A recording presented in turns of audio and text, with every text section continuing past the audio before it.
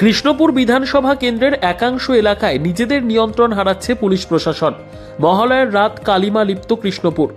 প্রশাসনিক অনুমতি ছাড়াই মহালয়ার আগের রাত থেকেই কৃষ্ণপুর বিধানসভার তেলিয়ামুড়া চাকমাঘাট এলাকায় জুয়া কারবারিদের উদ্যোগে অবৈধ সাংস্কৃতিক অনুষ্ঠানের নামে সুপারস্টার প্রকাশ্যে লক্ষ লক্ষ টাকার জুয়া নেশাগ্রস্ত উচ্ছৃঙ্খল যুবক যুবতীদের উদ্দামতা চলল। আর এই অনুমতিহীন সুপারস্টার দেখে বাড়ি ফেরার পথে ভয়াবহ যান দুর্ঘটনায় প্রাণ হারায় দুই যুবক। তারপরেও প্রশাসনের তরফ থেকে বন্ধ করা হয়নি এই অবৈধ সুপারস্টার এবং জুয়া। যদিও মহালয়ার আগের সন্ধ্যা রাতে তেলিয়ামুড়া মহকুমা পুলিশ আধিকারিক একবার ঘটনাস্থলে গিয়েছিল, কিন্তু পুলিশ আধিকারিক যাওয়ার খবর পেয়ে সবকিছু বন্ধ করে গা ঢাকা দেয় জুয়া কারবারিরা। পুলিশ আসার পরক্ষণে পুনরায় শুরু হয়ে যায় অবৈধ কর্মকাণ্ড। বারবার তেলিয়ামুড়া থানার পুলিশকে এই ঘটনার ব্যাপারে জানানো হয়, কিন্তু সেই অবৈধ সুপারস্টার প্রোগ্রাম কিংবা জুয়া রুখতে সম্পূর্ণ ব্যর্থ হয় প্রশাসন।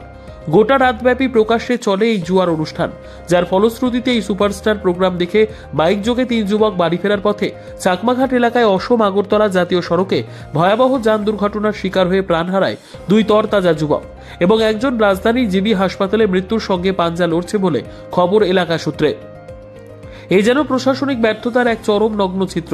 কিভাবে কোথা থেকে জুয়া কারবারিদের এতটা দুঃসাহস আসলো যে প্রশাসনিক অনুমতি না থাকা সত্ত্বেও প্রকাশ্যে মাত্রাতিরিক্ত সাউন্ড বক্স বাজিয়ে এত বড় একটি অনুষ্ঠান আয়োজন করে আড়ালে জুয়া সহ নেশাগ্রস্ত যুবক যুবতীদের উদ্দামতার চলল মহালয়ার আগের রাত থেকে মহালয়ার ভোরব্যাপী। সূত্রের মারফত খবর, গত কিছুদিন পূর্বেও এ ধরনের সুপারস্টার নামক চিত্রাহার স্থানীয় পুলিশকে ম্যানেজ করা হয়েছিল।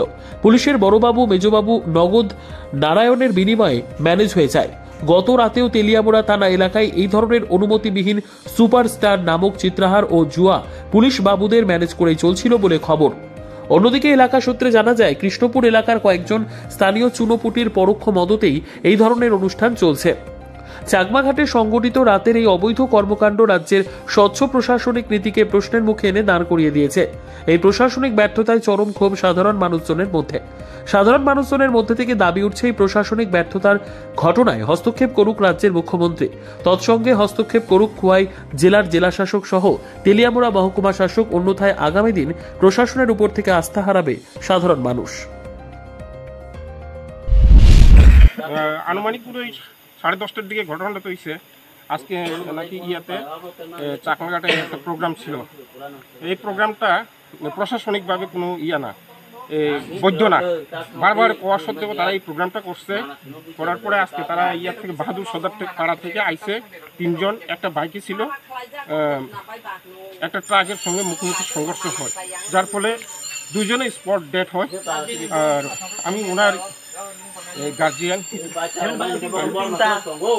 ওর হার্ট ভাঙছে, সিরিয়াস কন্ডিশন রেফার করে দিচ্ছে। ওর নামটা কি? আজকে না, মানে গতকালকে আনুমানিক 11টা 45 থেকে 11টা 50 মিনিটের মধ্যে রাত্র তেলিয়ামুড়া ফায়ার সার্ভিস ডিপার্টমেন্ট 3 জন আননোন অপ্রাপ্তবয়স্ক আর টিনেজার পেশেন্ট নিয়ে আইছে, আননোন পেশেন্ট।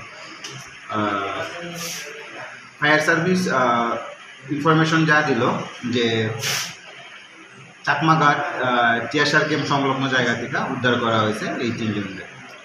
3 জনের মধ্যে একজন ব্রড ডেড আর বাকি 2 জনের অবস্থা খুবই ক্রিটিক্যাল। আর এর মধ্যে একজন এক্সপায়ার করছে কিছুক্ষণের মধ্যেই আসার। আর একজন আমরা আগরতলা গভর্নমেন্ট মেডিকেল কলেজ হসপিটালে আমরা রেফার করতেছি। আর যে ব্রড ডেড পেশেন্ট জানা হয়েছে তার নাম জানা গেছে রাহুল দেববর্মা, 16 বছর। কারণ আনার সময়